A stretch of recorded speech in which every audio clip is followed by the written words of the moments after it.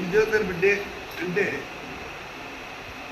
సమాజంలో ఉన్నటువంటి ఎన్నో సమస్యల్ని అల్లోపతి, హోమియోపతి ఉన్నటువంటి ట్రీట్మెంట్స్ ద్వారా కాకుండా ప్రత్యేకంగా ఈరోజు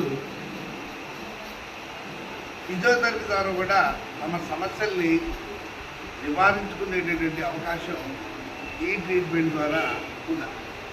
ఈ ట్రీట్మెంట్ వల్ల ఎలాంటి సైడ్ ఎఫెక్ట్స్, ఆరోగ్య సమస్యలు కూడా ఏర్పడవు.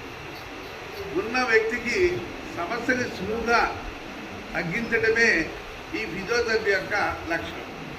మందులు లేకుండా, ఇంజెక్షన్ లేకుండా వ్యక్తికి తమ యొక్క సమస్యని లేక తన యొక్క బాధని నివారించేటటువంటి సులువైనటువంటి మార్గమే ఫిజియోథెరపీ ప్రక్రియ. ఈ ప్రక్రియ